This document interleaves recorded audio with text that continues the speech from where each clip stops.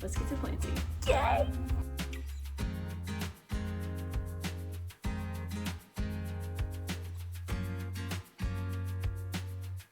Hello, my friends. It is Katie with Wild Prairie Farm, and it is January 2026. It is the 13th, and it is finally time to start our seeds. Okay, I've got a little seed haul. Not everything I bought this year, but I'm kind of going to go through what I'm about to start. I am starting cool flowers right now. These are things that can go out 6 to 8 weeks before your last frost. I'm in Kansas Zone 6B. My last frost is around April 12th through 15th. In the past, it's been earlier. 2 years ago, it was earlier. Last year, it was later. We had a very mild spring. Tentatively, that's what we're planning for. And I'm going to show you what I am starting now. A little bit of a relaxed, chaotic gardener. So welcome. It is what it is. So I hope you're okay with that. I'm not your garden journal, everything write down, label everything. I am very relaxed, and I can be that way because I just grow for myself, family, and my farm stand, Market Bouquets. Nobody really asks specific varieties. If they do, I will look it up. I do my best to label, but inevitably something always happens, gets mixed up, and it is what it is. First, I have got foxglove. Okay, I have, and I order everything from Johnny's. I find that they have the best quality seeds. So that is where I order the bulk of my seeds from, and I always order enough that my shipping is free. So I make sure to wait until I know it's gonna be enough of an order so the shipping is free, because I know that that can be kind of deter some people. My other favorite is Botanical Interest. That is my other favorite seed company that I love to buy from. Okay, moving on. Camelot. So these are the foxglove. Camelot Rose, Camelot Lavender, and Dalmatian Peach. Now I read that these will bloom their first year. So that is what I'm hoping for. We shall see. I'll be starting those today. I haven't had good luck starting Delphinium, but I bought a pack because they're really pretty and I always try. So, but I just bought it. This is burpee. I just bought it from Lowe's or Home Depot. Bells of Ireland and Buplarum. Now, hi, pal. I just did the playground. You play on the playground? Bye-bye. Okay, have fun. Bye. Okay. So I grew Buplarum a couple years ago. You know, it's funny. I loved this when I was working at the flower shop. And then when I grew it, I was like, meh, it's okay. But I have the seed. My biggest thing, I did this last year. I'm trying to go through all of my seeds. Like, I need to grow the things that I have bought. So we are growing this. It is a really nice for filler for bouquets. It's a nice green. I don't know why. I think because at the flower shop, I was working more in floral foam. Mommy, I poop. Oh, okay. Pause. Okay, sorry about that. I have no idea. Remember what I was saying? I'll probably figure it out as I go back and edit. Anyway, Bells of Ireland. I love Bells of Ireland. You do have to cold stratify these before you start them. So I plan on just putting them in the fridge for a couple of weeks and then we'll plant them out. So yes, I love these in bouquets. They turn out really beautiful. I'll insert a picture of here. The first year I grew them, they were wonderful. Last year, I don't know, they didn't work out. I think I forgot to cold stratify and they didn't get as long as they needed. And so I don't know, it makes a difference, clearly. What else? Bachelor buttons. I don't know that I will start these from seed inside. I direct sowed them last year and they did really well. So I might just do that again. I'm sure where I had them last year, a lot of them reseeded themselves, and I'll probably get a patch coming back up, which would be awesome. So I hope that happens. 35 days to bloom. So like you don't really need to start these inside if you don't have to. And I might not have the space because I am going all in on Snapdragons this year and I need all the growing space that I can get. Okay, what else? Oh, you know, it's funny. My mother-in-law picked up a bunch of seeds for me. She always looks out for me and gets me just such fun stuff all the time. It's like she's in my brain and knows what I need before I even tell her. And then she'll bring it the next time I see her. And I'm like, how did you know? How did you know? It's funny. So she picked up some seeds for me that were just on sale, and they were like 50 cents a packet. And she was like, here. I'm like, awesome. So she got me these Sweet William. And so I plan on starting these. I've never had Sweet William before. I've never had or grown Sweet William before, so this will be a new one for me this year, but I am looking forward to it. It is a tender perennial in zone 6, so I'm hoping I can overwinter it as long as I mulch it really well. We're starting Sweet William. Rosemary. I'm gonna start rosemary. I don't know why I struggle, but I kind of struggle. I always start a tray of like a 38 cell tray. I only ever get like 4. And then they're slower than what I buy from the garden center.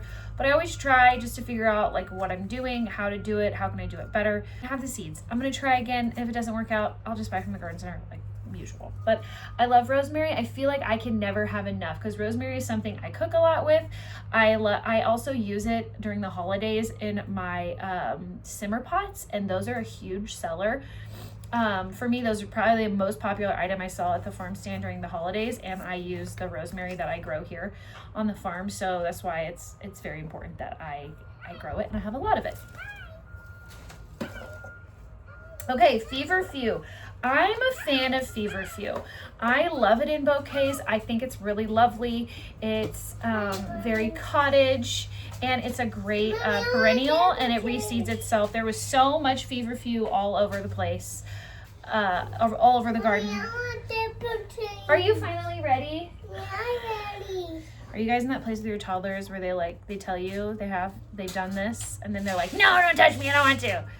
Also, they need to be potty trained. But like they are totally like, get away from me. I don't want to. Forget the potty, not about it. So anyway, that's kind of where we're at. And I've heard like you're not supposed to force them. You know, they need to be ready on their own. And sometimes she shows signs of readiness all the time. But then when I ask her and like try, she's like, get away from me. Anyway, total side tangent. But if you're a mom, I mean, you get it. Okay, as I was saying, I really love feverfew for bouquets. It gives a really great cottage feel and vibe to everything, and they're a great perennial here in my zone.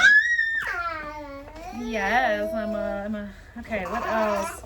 Okay, we went through the bachelor buttons. Oh, larkspur. I did get larkspur. I think I probably bought this last fall, just as the seeds were leaving, and that was what was left. I just can't not buy seeds when I see them wherever I'm at. I want to say I'm about to drop them all. Oh my gosh.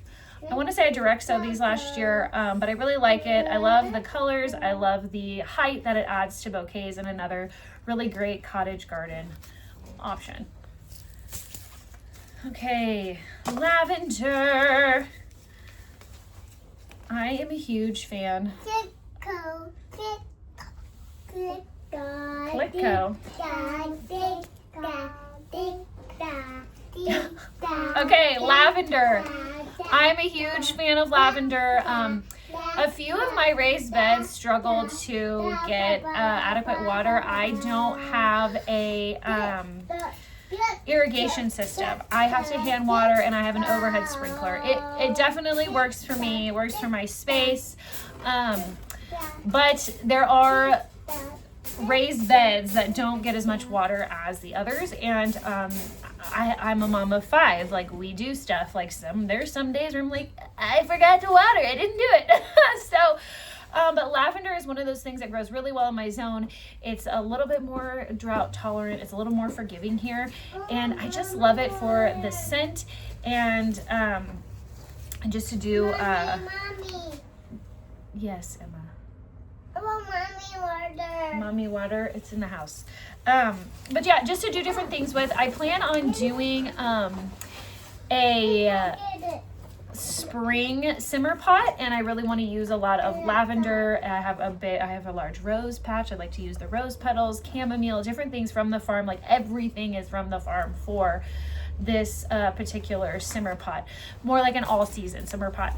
So that is what the lavender is for. And honestly, who doesn't just love dried lavender throughout their house and lavender sachets and all of this? We visited a lavender farm about 20 minutes from our house, 20 minutes south, over the summer, and we had a girls' stay, and it was fantastic, and I loved it. And I'm like, I already have like a large bed of lavender. I grow it every year. It does well for me. So anyway, long-winded, we're gonna do more lavender as always. I do better with the Munstead lavender than the English, I will say that.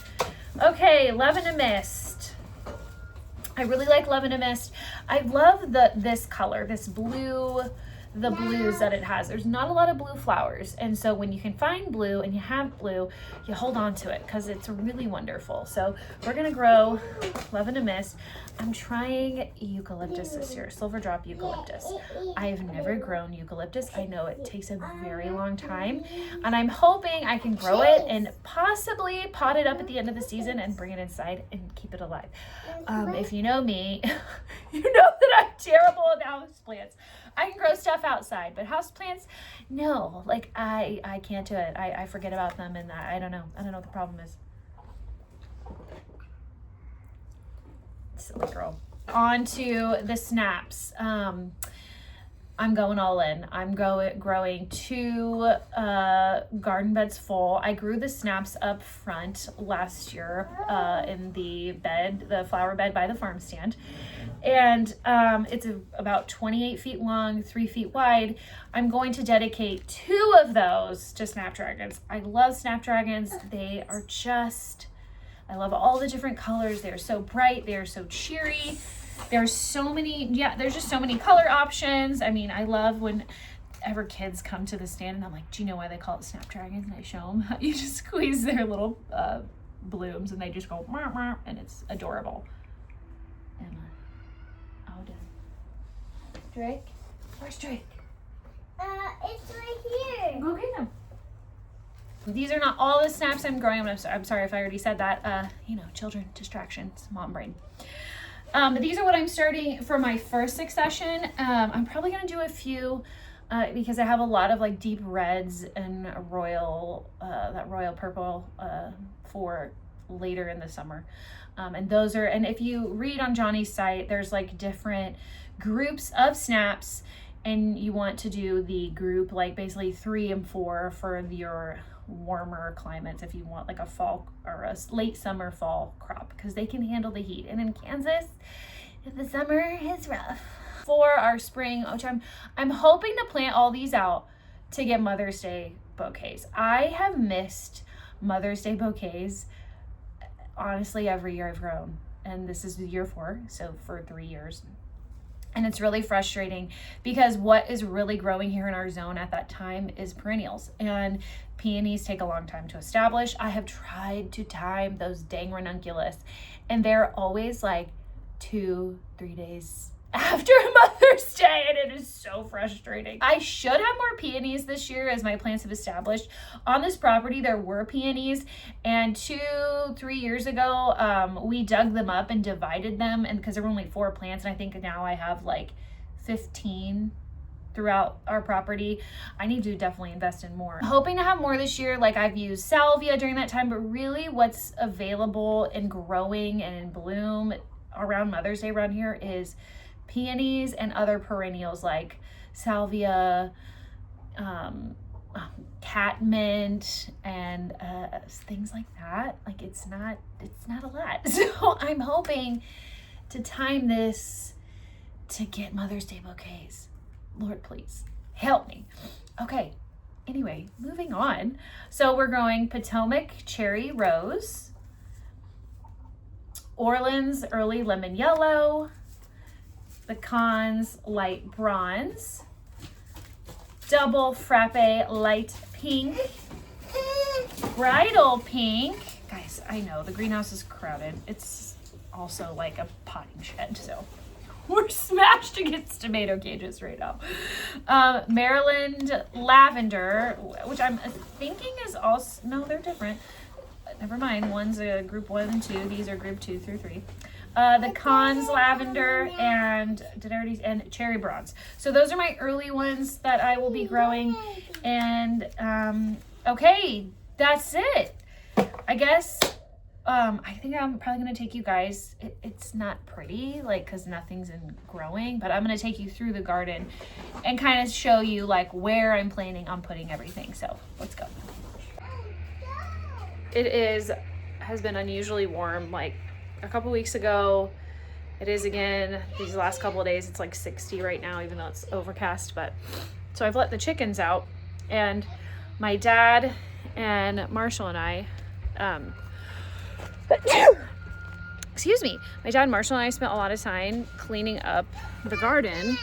So I had the chicken fencing around the garden to just turn everything up, fertilize, like for them to just scratch and go through stuff. It was like that for a few weeks. We spent the time cleaning it up last week, but you guys know it. But of course, here we are digging our little dust baths. There you go again. Look at this. We spent so much time cleaning all this up. You little turd. This was also all mulched, and the mulch had broken down, and it was just soil. And because the chickens have scratched this area up, all of this in front of the coop and the run, and they have scratched it up multiple times. Turds. So what we were doing is getting this all cleared out. We put it in the compost pile, we put some of it in beds, and we have new mulch. So we're gonna lay here for the spring to clean everything up, make it look nice again. And the chickens have fresh mulch in the run to help us get through the spring, the rest of the winter and the spring, when inevitably it's wet, so it's not so muddy. Right, babe? Oh my God, of course. Big Red, I see you over there. Okay, here is our winter garden space. Not much happening. We've got the raspberries there. Those will need to be trellised, just in a different way. And they need to be cut back and pruned back. These are fall blooming, but you can get a summer bumper crop if you let, or spring crop if you let these grow. But I plan on cutting everything back so I can get a really good fall harvest, because the new shoots produce the fall berries. These shoots, if they have growth, they produce like the summer, late, I'm assuming late spring, late or early summer, whatever, berries. Here's our blackberry tunnel.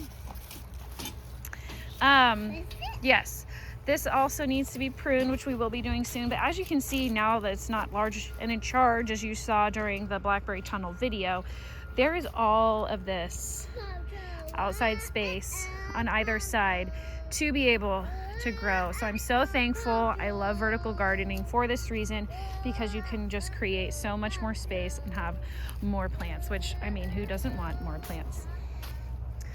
Okay, over here, this was our mint bed, and I was fine just having mint. It honestly doesn't do very well. This is one of those beds that doesn't get a lot of water. I'm thinking I need to put perennials in here, and I'm thinking Rudbeckia or Echinacea will be here in this bed. Something that's kind of native to our area and a little more drought tolerant. Last year in here, there were tulips, and I think there's still some of the bulbs that are in here. I also had some yarrow in here. Mountain mint is over there now. We'll see if it comes back. So this is kind of a random, like, get in where you fit in bed that's over here. Girls, you should not be that close to the hedgerow. Oh dear. This is full of yarrow. I love the yarrow. It's lovely. We'll see how it does this year, as it'll be in year 2. We'll see if it's as colorful or if it fades, as they say that it does. Here was zinnias, yarrow. There's a couple of lavender here. I need to move over there with the lavender. But here I plan on, I should have brought my notebook. What am I thinking? How can I tell you what I'm doing without my notebook? I'm going to put feverfew and some larkspur, probably split the bed in half on what we're doing here. This will just become all lavender. So these are the plants that I started from seed a couple years ago. I want to say I bought those last year. Those 2 plants are ones I started from seed. Also, I think 2 years ago.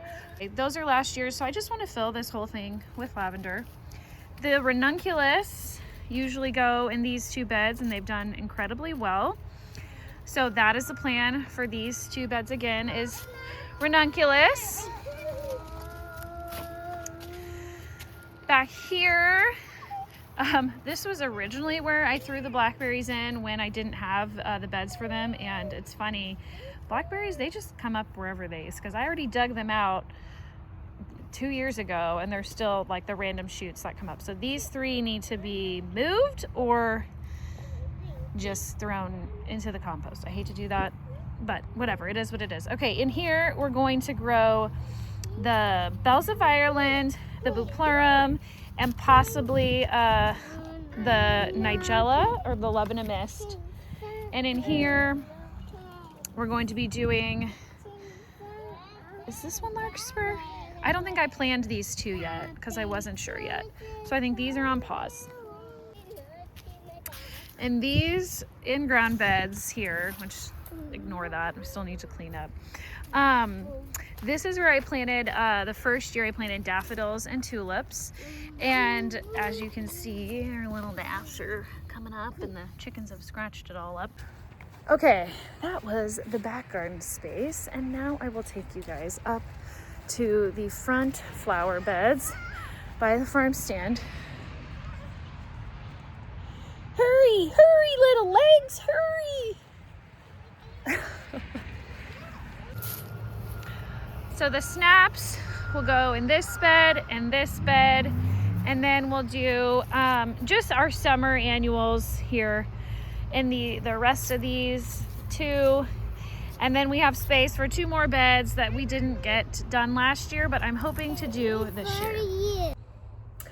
Okay guys, that's it for today's video. That was a basic, like, general overview of what I'm growing for this spring and kind of where things will most likely end up. Things do shift and change as the season goes on, but I do try to start with the plan and stick with the plan. So hopefully we can do that this year. I have the most flighty chickens. I can just hear them.